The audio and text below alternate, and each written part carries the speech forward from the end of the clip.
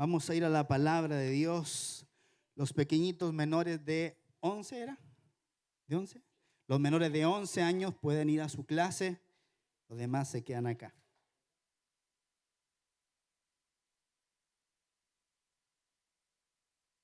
Aleluya. Bien, si usted trajo su Biblia, quiero que por favor vaya a 2 de Samuel, capítulo 17, verso 27 en adelante. 2 de Samuel, capítulo 17, 27 en adelante.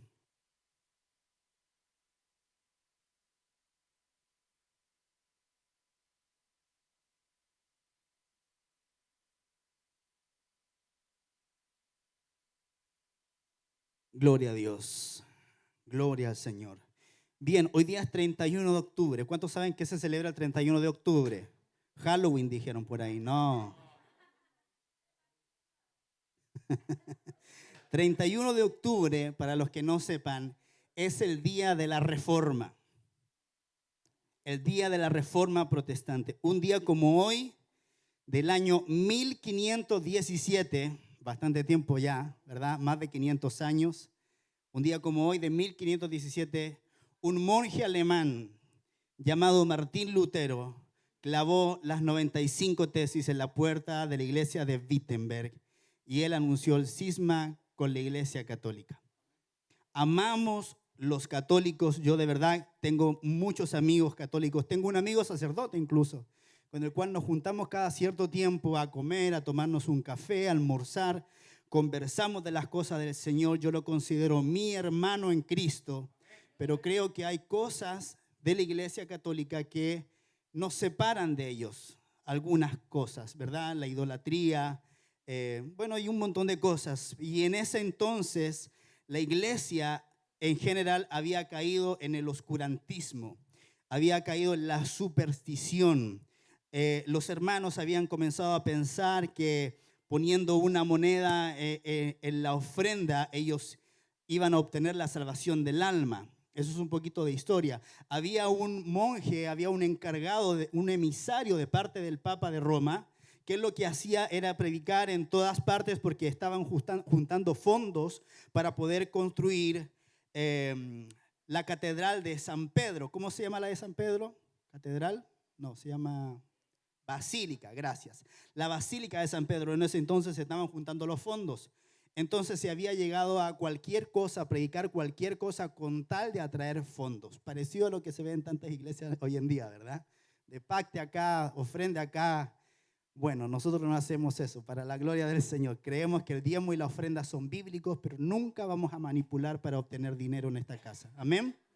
Y entonces habían tantos abusos en ese tiempo que Martín Lutero, un monje alemán, comenzó a buscar al Señor y él se hartó, se cansó y empezó el movimiento protestante de la Reforma. De ahí nacieron los hermanos luteranos por Lutero, de ahí vinieron los hermanos presbiterianos calvinistas por Calvino y hubo toda una generación de cambio dentro de la iglesia que se levantaron personas, hombres, mujeres de Dios para reformar. En otro país se levantó Madame Guyon, una mujer poderosa en el Señor. Y entonces, producto de esa reforma, usted y yo estamos acá.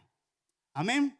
Porque el Señor levantó hombres y mujeres para protestar. Por eso que a los evangélicos se les llama también protestantes, por la protesta. Protestaron en contra de lo que estaba sucediendo, en contra de los abusos. Así que quería recordarles eso para que usted sepa que si el 31 de octubre es feriado en Chile, no es porque es Halloween, sino porque es el Día Nacional de las Iglesias Protestantes y Evangélicas. Amén. Entonces nosotros tenemos que alzar nuestra voz y predicar el Evangelio del Señor Jesucristo, el Evangelio de la gracia de Dios. ¿Cuántos me dicen amén? Bien, vamos a ir a la palabra del Señor. La verdad que toda esta semana con mi esposa estuvimos muy ocupados, trabajando junto con los hermanos del Ministerio Internacional de Ríos de Limpieza en la planificación, en la implementación, ayunando, orando por montones de hermanos que pudieron vivir ese retiro. ¿Cuántos de los que están aquí hoy día vivieron ese retiro? Amén. Gracias al Señor por eso. Bendiciones para sus vidas. No sé dónde estarán todos los demás, pero éramos más de 30 personas solamente de nuestra iglesia que participaron de ese seminario y de ese retiro. Así que yo le hago una invitación para que si usted no lo ha hecho, si usted no lo hizo, la próxima vez inscríbase. Esto va a ser ya el próximo año, lo más seguro, y va a ser en marzo, va a comenzar otra vez el ciclo del seminario. Entonces la idea es que toda persona en nuestra iglesia lo pueda tomar. ¿Por qué? Usted va a aprender, número uno, a caminar en el Espíritu. ¿Se acuerdan? La primera lección, la primera clase fue aprender a caminar en el Espíritu, cómo escuchar la voz de Dios, cómo no hacerle caso a nuestra alma, a nuestras emociones. Un creyente no puede vivir por emociones. Un creyente no puede vivir por sentires. Un creyente tiene que vivir por la convicción que le da la palabra de Dios. Amén. Entonces usted va a aprender a caminar en el Espíritu. Usted va a aprender a entregarle todo a Dios. ¿Se acuerdan los que están acá? A entregarle todo al Señor.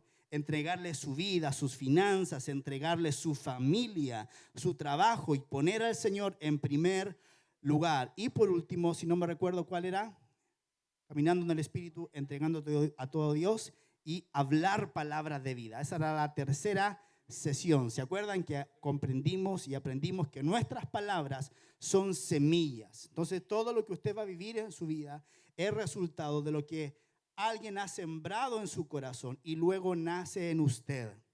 Amén. Y la última, se me olvidaron, caminando en el Espíritu, entregando todo a Dios, hablando palabras de vida.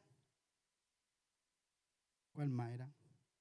Bueno, no me acuerdo, pero eran 4 sesiones que las vimos en 2 semanas cada sesión, muy importante. Y luego, en este fin de semana, vivimos el retiro y vimos temas tremendos, el temor, el rechazo, lazos que unen y un montón de cosas, no más avergonzado, cómo ser personas valientes.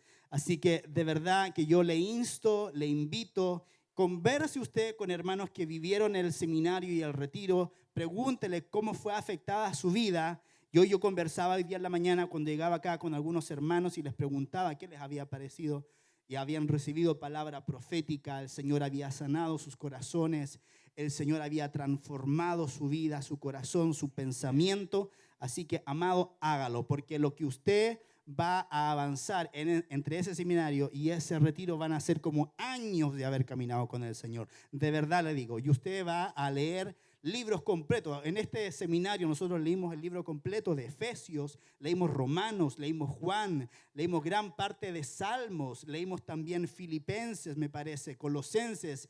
Fue realmente algo glorioso y usted va a quedar con ganas de más. Y cuando usted establece con el Señor una relación, ojo acá, estoy hablando no de rutina, estoy hablando de una relación con Dios.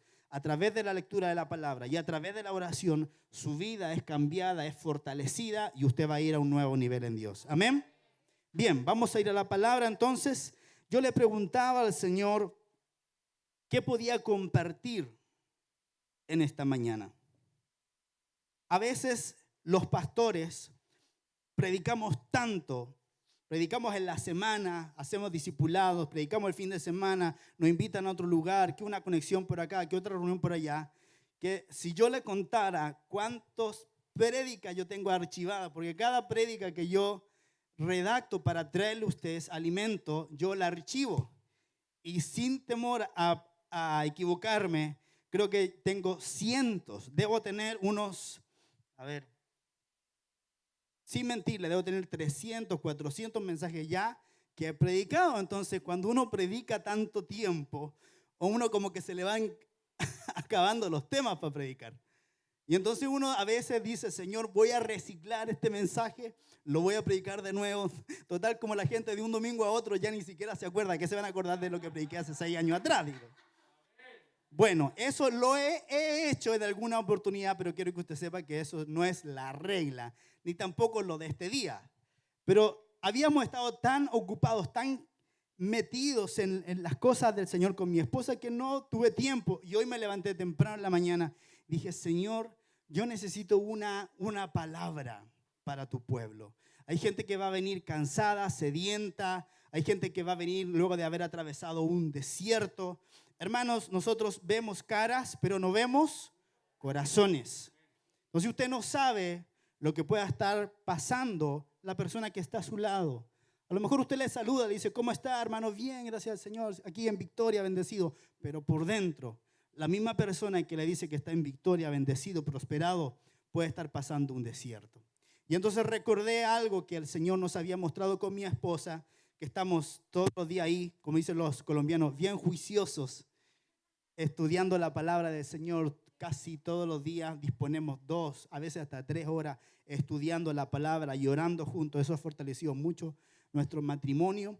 Y estuvimos leyéndose primera y segunda de Samuel. Ya los terminamos. Ahora le dije, ya ahora vamos a ver Daniel. Así que ahí estamos viendo las bestias, las estatuas, los cuernos, ¿cierto? Si usted ha leído Daniel alguna vez, se va a dar cuenta de que hay un montón de lenguaje bastante difícil de comprender. Así que ahí en un capítulo estamos como 2 horas. Y yo le enseño a su pastora, que es media más lenta. No. Y ahí te desquitas tú. Pero el punto es que yo le trato de enseñar y a ella le cuesta un poco más porque yo me apasiono mucho y voy muy rápido. Entonces ella me dice, pero va muy rápido. Yo necesito comprender, necesito entender. Y estamos ahí luchando con Daniel y todas las bestias de Daniel. ¿Ah? ¿Qué le pasa a usted? Ah, sí, lo más chistoso es que vamos a leer algo y el Señor ya le habló a ella eso, pero en el lenguaje que ella entiende mejor, que es el de los sueños, la visión y todas esas cosas que usted sabe que la pastora ve y siente y hasta huele, ¿cierto? Entonces, pero yo soy más cerebrito, soy más de leer, soy más de... y el Señor me habla a mí de esa manera. Entonces, hemos estado estudiando primera, segunda de Samuel. Hemos estudiado la vida de Samuel, la vida de Saúl, lo que Dios hizo en ellos, la vida de David. Y me quedé ahí y el Espíritu Santo me hablaba en esta mañana acerca de compartir con ustedes un episodio de la vida de David. Tremendo. ¿Cuántos saben que David fue el segundo rey de Israel?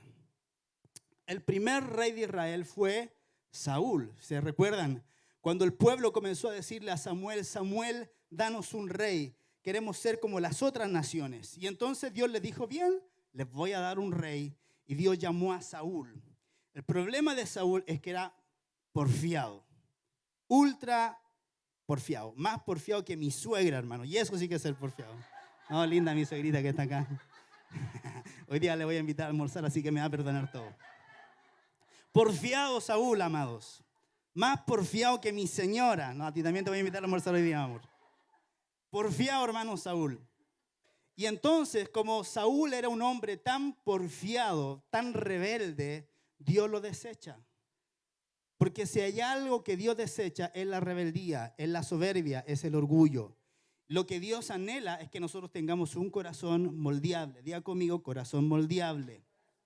Eso es lo que Dios anhela. Y entonces Dios desecha a Saúl y Dios llama a David. Y David era un hombre que dice la palabra que era conforme al corazón del Señor. Y un hombre conforme al corazón de Dios es una persona que no es perfecta, que no tiene todas las cualidades, que no tiene todas las habilidades, que no tiene todo el conocimiento, pero que tiene toda la intención de buscar al Señor con todo el corazón. O sea, a lo mejor usted puede decir, pastor, pero yo soy nuevito en la iglesia, llevo 1 mes, 2 meses. O pastor, yo llevo bastante tiempo en la iglesia, pero todavía hay cosas que me cuestan. Lo que Dios quiere, amados, es que nosotros tengamos un corazón conforme a Él. Amén. Y entonces, en el trato de Dios con David, Dios llama a David, lo establece como rey, pero David cometió algunos errores. Uno de los errores más grandes que cometió David fue el adulterio y el asesinato.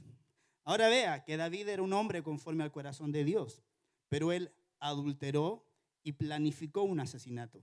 Dice la palabra de Dios que en el tiempo en que los reyes salen a la guerra, David se asomó a su balcón y vio una mujer desnuda bañándose y la deseó en su corazón porque era muy hermosa y la mandó a buscar. El problema era que esa mujer era casada y era casado con un hombre que se llamaba Urías Eteo. Y Urías Eteo, si usted lee la palabra, era uno de los valientes de David. Habían 30 valientes de David. que eran los más esforzados, eran los guerreros más grandes de un ejército que tenía miles, casi millones de soldados. Habían 30 que eran los más escogidos y Urías Eteo era uno de ellos. Dice la palabra de Dios que David mandó a traer a Betsabé y se acostó con ella y ella quedó embarazada. Y dice la palabra que David guardó esto en su corazón y él no le dijo a nadie. Pero usted sabe que hay profetas de Dios, ¿verdad? Y Dios le habló al profeta Natán. Y Natán va donde David y le cuenta una historia. Y le dice, ¿sabes, David?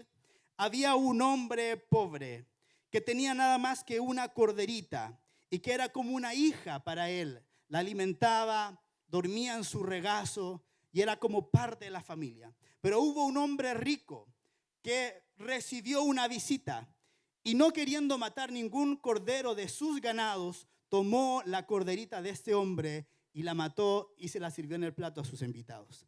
Dice la palabra que David se enfureció y dijo, ¿quién es ese hombre que es digno de muerte porque no tuvo misericordia? Y Natán lo apunta y le dice, tú eres ese hombre. Tremendo, tremendo.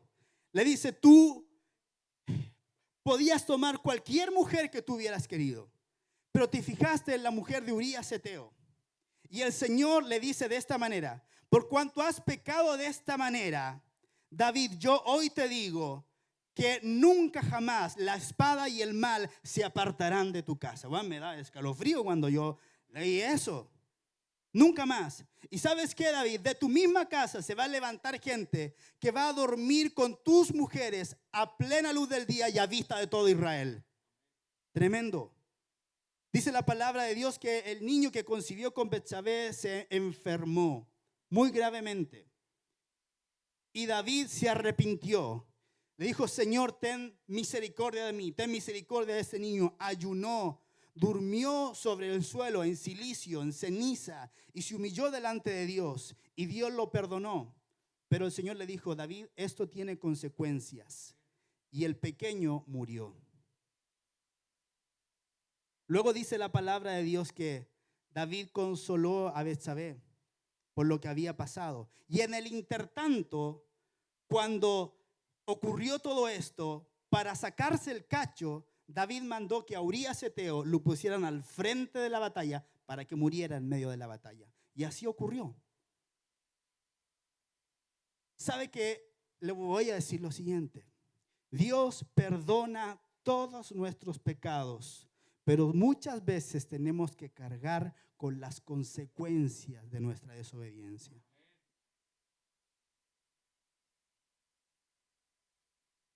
Pasó el tiempo y producto del pecado de David, el pecado entró en su casa.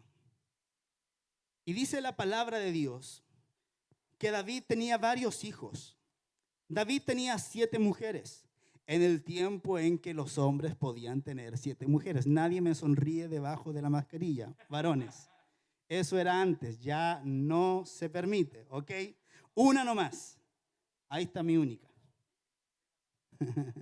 Una nomás, aguantamos una nomás. Y además que no tenemos más plata tampoco para mantener a las otras, así que no es lo mismo. Dice la Biblia que David tenía varias mujeres y tenía varios hijos. El primogénito de David se llamaba Amnón. ¿Cómo se llamaba? Amnón.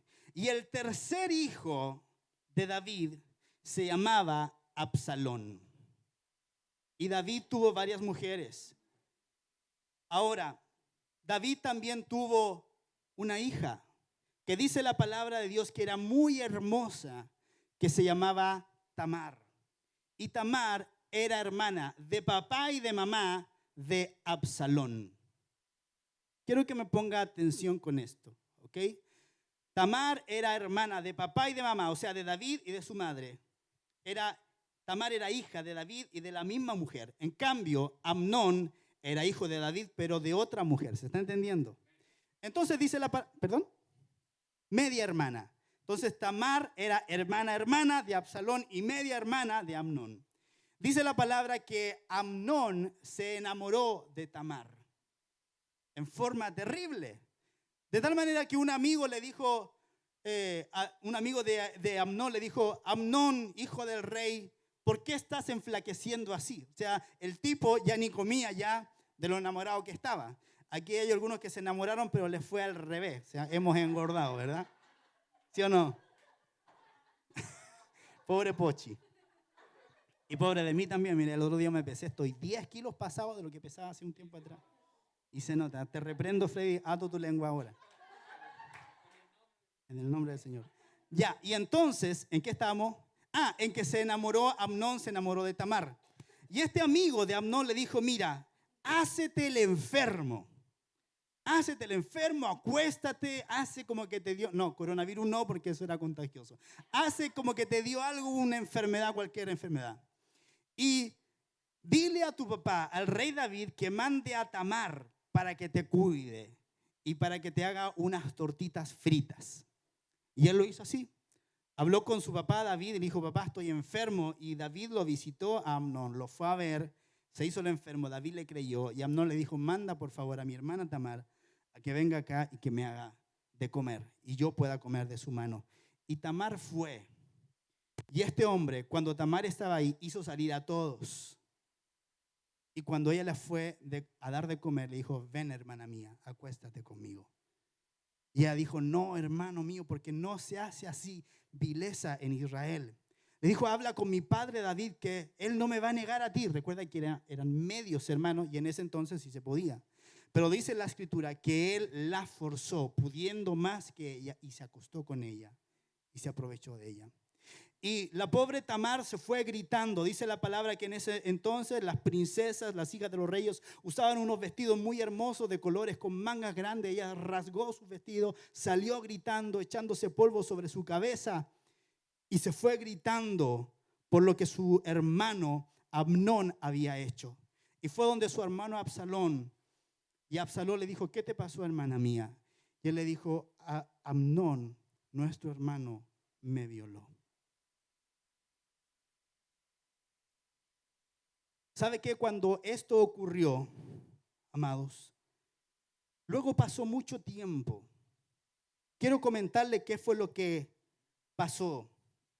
Quiero, por favor, ahí voy a leer 2 Samuel 17:27, porque es el corazón de lo que quiero compartir en esta mañana. Dice, cuando David llegó a Mahanaim, Sobi, hijo de Nahas de Rabá, de los hijos de Amón, y Maquir ben Amiel de Lodebar, y Barzilai Galadita de Rogelim llevaron colchonetas y tazones y vasijas de barro y trigo y cebada y harina y grano tostado y habas y lentejas y semilla tostada y miel y leche y ovejas y quesos de vaca, y los presentaron a David y al pueblo que estaba con él para que comieran, pues pensaron, el pueblo estará en el desierto, hambriento, cansado y sediento. Cuando usted ve esto y usted lo lee, usted tiene que entender que en ese entonces David está huyendo de su hijo Absalón, el que era el hermano de Tamar. Absalón encabezó una rebelión en contra de su padre David para usurpar el trono. Pero la historia que aquí se está narrando de que David lo visitaron unos amigos para darle ciertas provisiones, se da 11 años después de que ocurrió el incidente entre Amnón y Tamar. En 2 Samuel 13, no busque, sino que solamente escuche, se ve esta historia en la que Amnón, el primogénito de David, viola a su hermana Tamar. David en ese entonces se enteró y se enojó muchísimo, pero él cometió un error. David no hizo nada. Absalón recibió a su hermana Tamar, la consoló, pero tampoco hizo nada. Escuche, pero 2 años después de este incidente, Absalón hace un esquileo de sus ovejas. Esto es, manda a llamar todos sus pastores para que trajeran sus ovejas para esquilarlas. Y en ese entonces, cuando se hacía eso, se hacía una gran fiesta. Fíjese, esto que le estoy narrando ahora ocurrió 2 años después de que Amnón abusara de su hermana Tamar. Absalón hace el esquileo, llama a su padre, convoca a sus hermanos. David le dice, hijo mío, yo no puedo ir, pero tus hermanos pueden ir. Y cuando ellos van, cuando estaban en el banquete celebrando, en la fiesta que Absalón hace, ordena a sus siervos que maten a Amnón. 2 años esperó. Dicen por ahí que la venganza es un plato que se sirve como frío.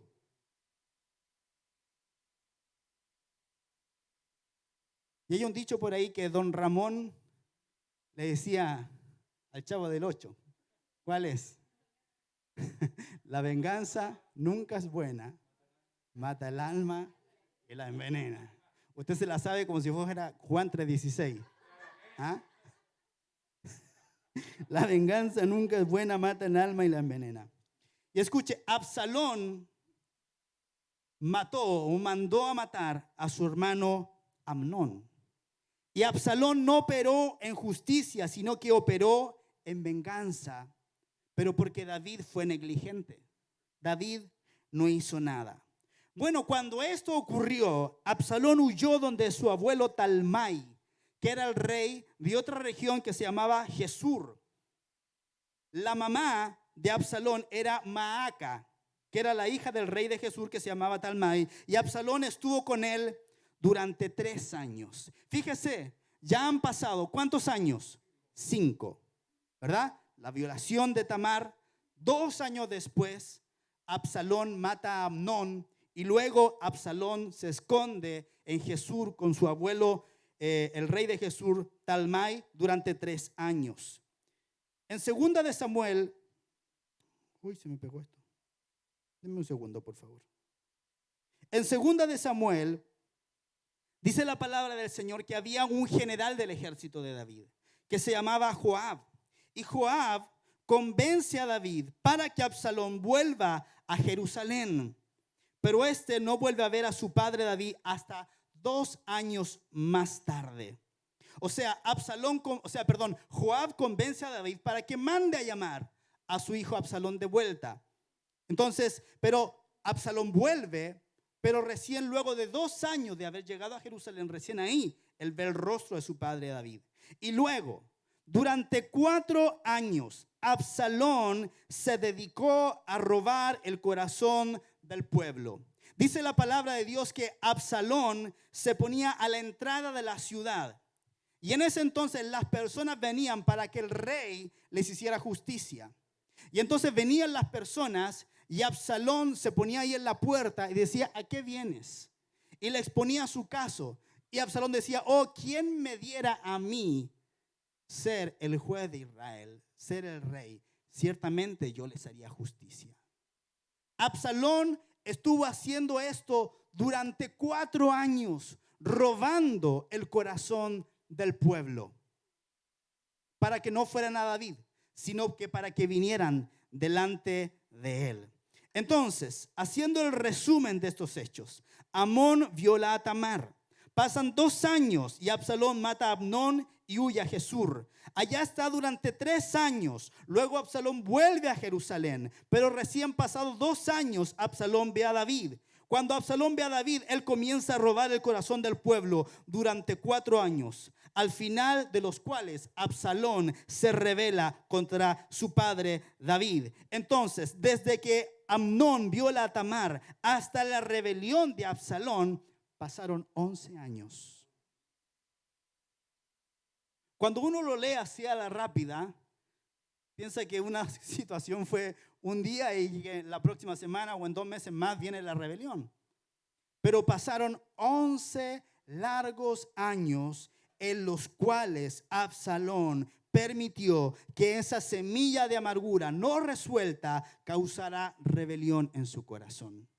Y esto es un punto muy importante. Una semilla de amargura no resuelta siempre causará rebelión en nuestro corazón. Por eso es que siempre nosotros tenemos que llevar todas las cosas delante del Señor, porque dice la palabra que Él es juez justo.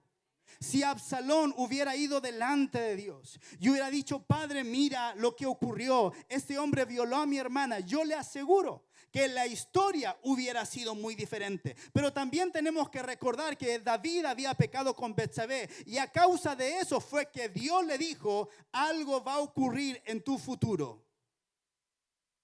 Y fue justamente esto, porque cuando Absalón se rebela contra David, dice la palabra que él robó el corazón de todo Israel, de tal manera que hizo una conspiración gigantesca.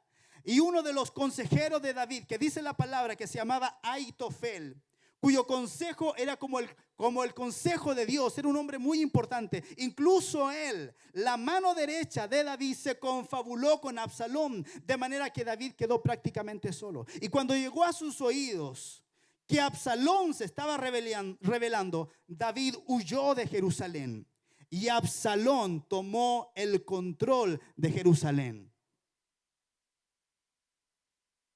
Ahora dice la palabra que cuando David iba huyendo, ocurrió lo que acabamos de leer. Cuando David iba huyendo de su hijo Absalón, ocurrió lo que acabamos de leer. Cuando David llegó a Mahanaim, Sobi, hijo de Naas, de Rabá, de los hijos de Amón, y Maquir ben Amiel de Lodebar, y Barzilai Galaadita de Rogelim, llevaron colchonetas y tazones y vasijas de barro y trigo y cebada y harina y grano tostado y habas y lentejas y semilla tostada y miel y leche y ovejas y quesos de vaca, y los presentaron a David y al pueblo que estaba con él para que comieran, pues pensaron: el pueblo estará en el desierto, hambriento, cansado y sediento. Cuando David llega a Mahanaim, arrancando, huyendo de su hijo Absalón, hubieron 3 hombres que tuvieron misericordia de David y le llevaron provisiones. Es en este contexto de la historia que David llega a Mahanaim. Y Mahanaim era una ciudad antigua. Fíjese que quien le puso ese nombre Mahanaim era Jacob. Y Mahanaim significa 2 campamentos.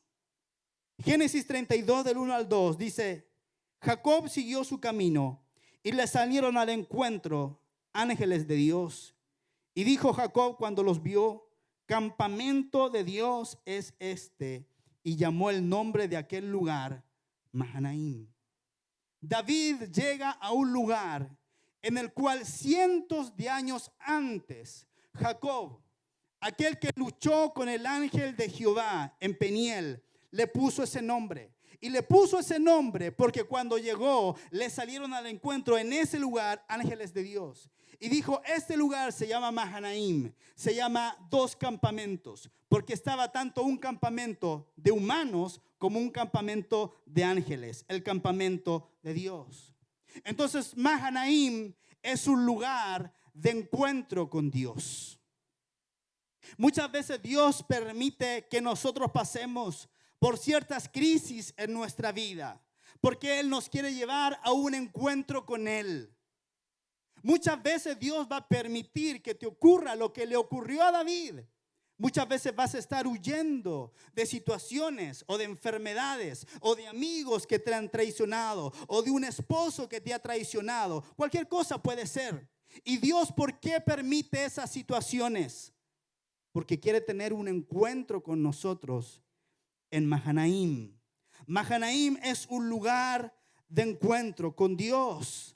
Muchas veces Dios se va a ver obligado a propiciar situaciones adversas o de crisis para que te vuelvas a Él, porque de lo contrario no tendrías un verdadero encuentro con Dios.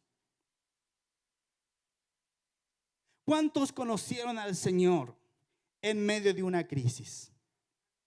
La gran mayoría de nosotros conocimos al Señor en un tiempo de crisis en nuestra vida. Una crisis familiar o una crisis en la salud, una crisis financiera. Dios permite estas situaciones para que nosotros podamos tener un verdadero encuentro con Él. Bendita crisis que nos llevó a los pies de Jesús. Amén.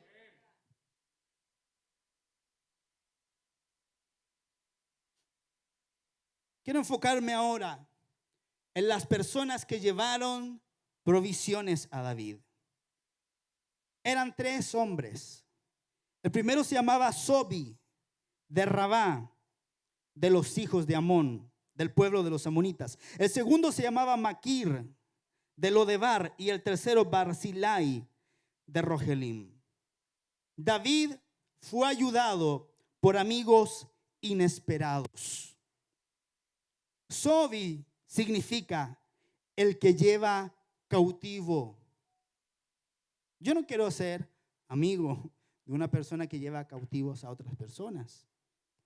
Maquir significa vendido. Está bueno el nombre Maquir para un árbitro, ¿verdad? Para que lo llamen por su nombre. Maquir significa vendido.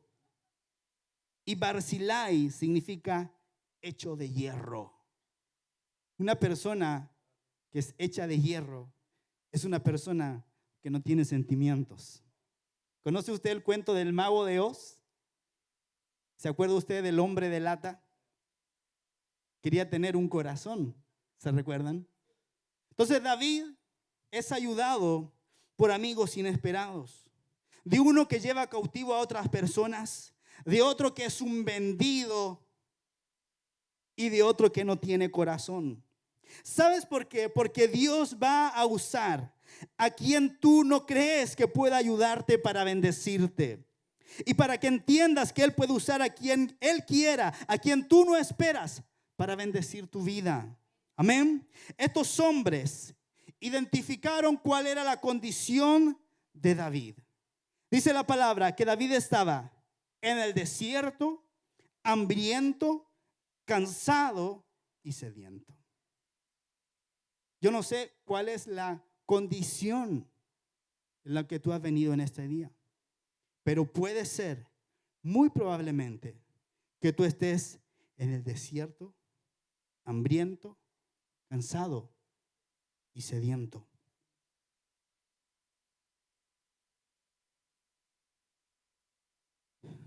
Si tú en esta mañana estás pasando por un desierto, tengo una palabra de Dios para tu vida.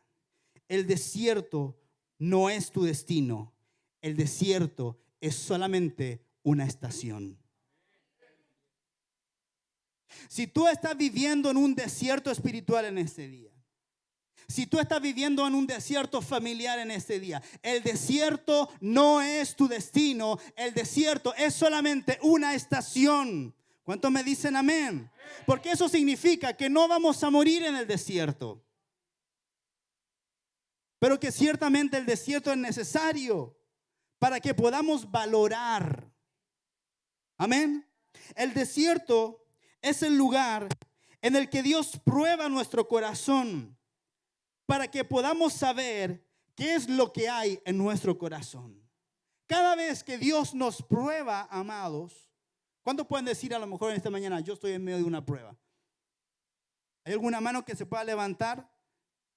¿Quién está pasando una prueba? Acá, acá, allá, allá. Gracias. Acá, acá.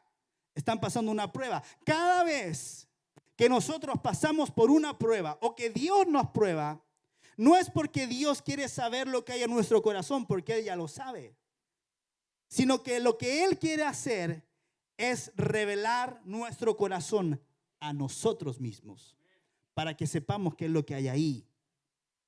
Deuteronomio capítulo 8, versículo 1 en adelante dice: cuidaréis de cumplir todo el mandamiento que yo os ordeno hoy, para que viváis y seáis multiplicados y entréis a poseer la tierra que Yahvé prometió con juramento a vuestros padres.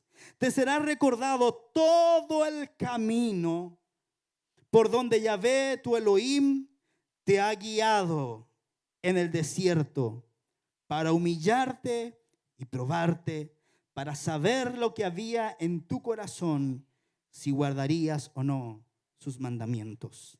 Por eso te afligió y te dejó padecer hambre, para sustentarte con el maná que no conocieron tus padres, para hacerte saber que no solo de pan vive el hombre, sino que el hombre vivirá de todo lo que sale de la boca de Yahvé. El Señor permite que pasemos por el desierto para revelar nuestro corazón, para demostrarnos a nosotros mismos si guardamos o no guardamos sus mandamientos. Porque dígame, ¿qué es lo primero que nos ocurre cuando entramos en un desierto? Negar al Señor. Decir, ¿acaso no es que el Señor está conmigo? ¿Acaso no recibí una palabra profética con respecto a mi familia, con respecto a mi esposo? ¿Acaso no dice la palabra que Él me va a guardar, que Él me va a sostener? ¿Acaso no me dijo el Señor que Él me iba a usar? ¿Acaso no me dijo el Señor que Él me iba a prosperar? ¿Por qué estoy pasando por este desierto? Bueno, estás pasando por ese desierto porque Él está probando tu corazón.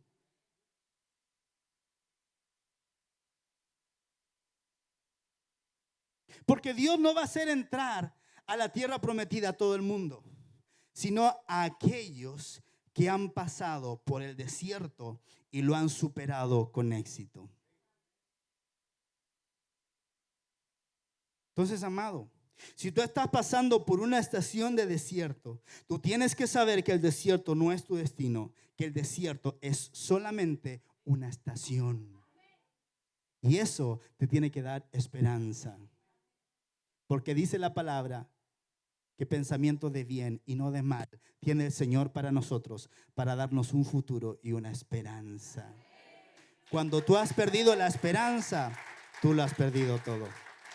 Pero si tienes esperanza, entonces Dios va a usar esa fe y esa esperanza para volcar las cosas a tu favor cuando hayas terminado ese desierto. Pero el desierto lo vamos a pasar.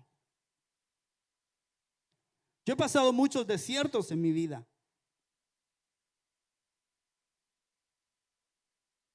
He enfrentado situaciones con mi esposa, muchas veces en su salud, en que hemos llorado mucho y ella ha sufrido y yo he tenido que estar ahí con ella. Hemos pasado también momentos de escasez. Hubo momentos cuando estábamos casi recién casados que lo único que había en el refrigerador era una cebolla mal pelada y nada más. Pero yo tenía las promesas. Y como hizo Moisés, me sostuve como viendo al invisible. Porque mayor es el que prometió. Entonces el propósito del desierto es aprender a depender de Dios en medio de la nada y en medio de la adversidad. Dios le dijo al pueblo de Israel: te hice pasar por el desierto para humillarte y probarte, para saber lo que había en tu corazón, si guardarías o no sus mandamientos. Por eso te afligió y te dejó padecer hambre, para sustentarte con el maná que no conocieron tus padres. Dios te va a hacer pasar por momentos de escasez financiera para que tú sepas que es solamente de Él que viene tu provisión. Dios va a permitir esas situaciones para que sepas que no solo de pan vive el hombre, sino que de todo lo que sale de la boca de Dios. Hay momentos en los cuales lo único que te va a sostener de pie es la palabra que tú recibiste un día de parte del Señor. Todo a tu alrededor puede estar cayéndose a pedazos y lo único que te va a sostener es la palabra profética que tú un día recibiste. Y tú tienes que decir: Padre, yo creo a esa palabra, yo creo a ese profeta, yo creo a ese pastor, yo creo a ese hombre que tú levantaste un día para bendecir mi vida. Yo lo creo. La fe es lo que mueve las montañas. Es la fe lo que te da la fuerza para seguir viviendo aún en medio de la nada. Es la fe lo que te va a sostener. Y el desierto es solamente un lugar que no es tu destino, sino que es una estación. En el desierto, Agar, la esclava de Sara, conoció a Dios y recibió sus promesas. Génesis 16:7 dice: pero el ángel de Adonai la halló junto a un manantial de aguas en el desierto, junto al manantial en el camino de Shur. Y el ángel de Adonai le dijo: Agar, esclava de Sarai, ¿de dónde viene y a dónde vas? Y ella respondió: huyo de la presencia de mi señora Sarai. Y el Espíritu de Dios te dice esta mañana: deja de huir. Deja de huir.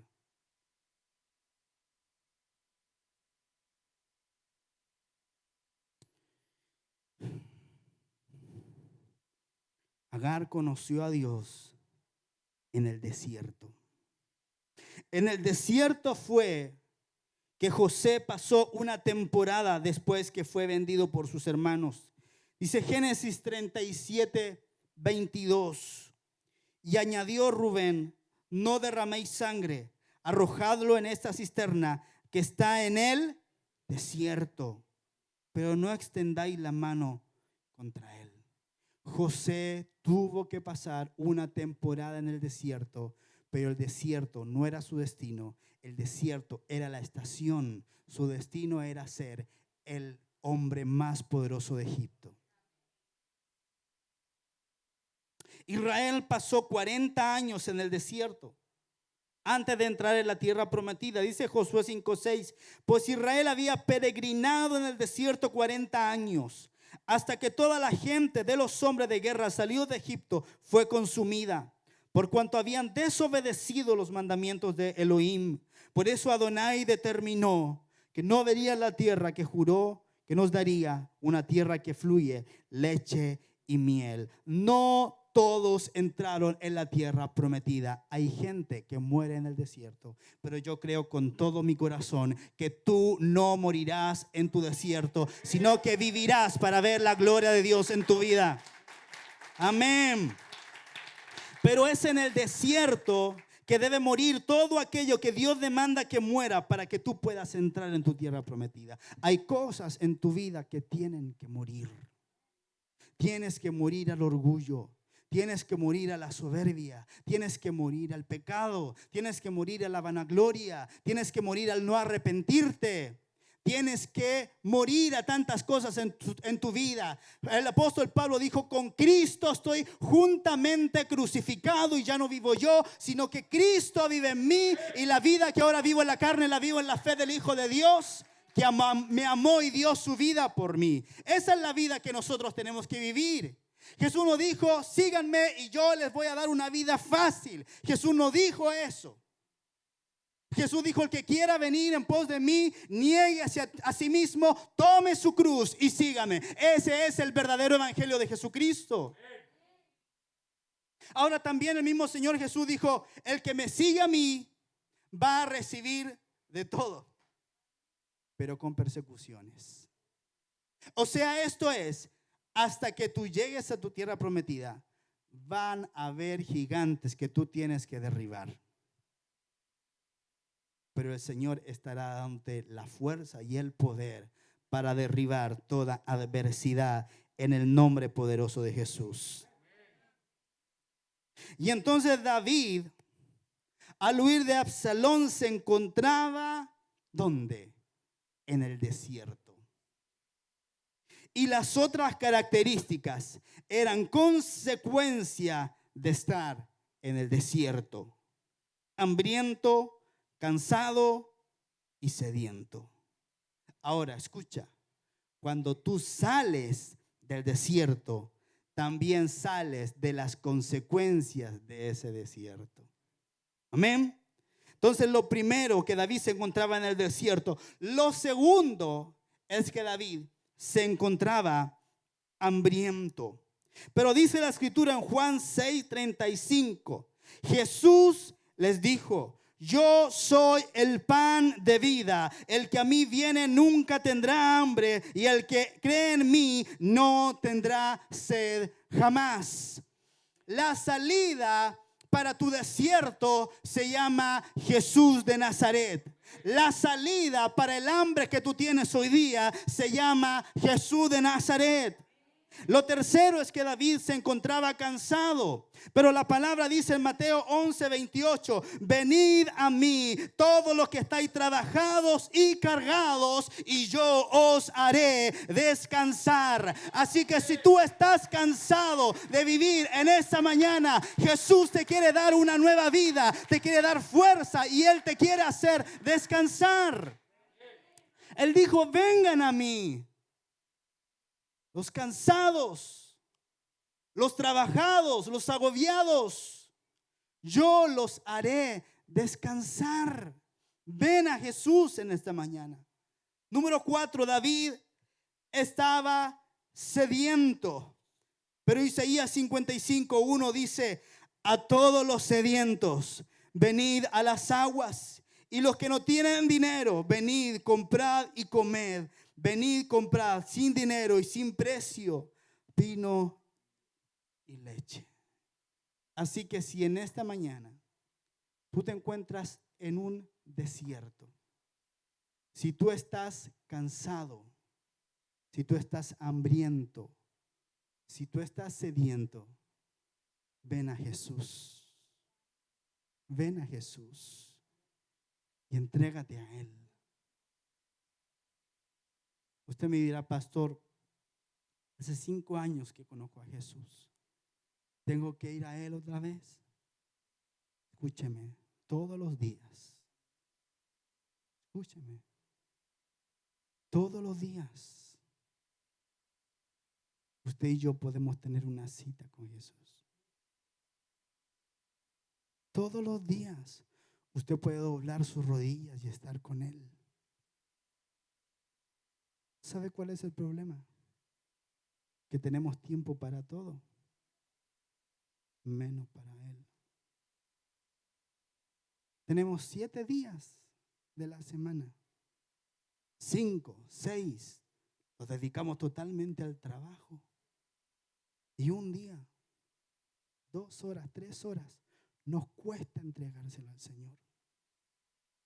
Pero queremos caminar en sus promesas. Queremos caminar en victoria. Queremos tener abundancia. ¿Cómo está nuestra relación con el Señor?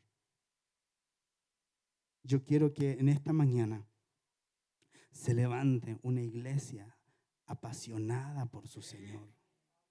Que lo ame con el corazón. Que vuelva a su primer amor. ¿Cuántos han dejado su primer amor?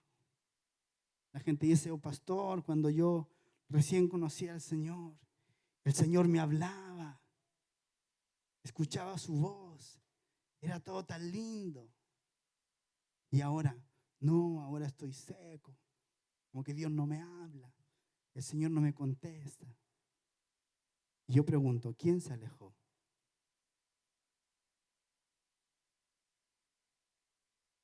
Si Él ha estado ahí todo el tiempo.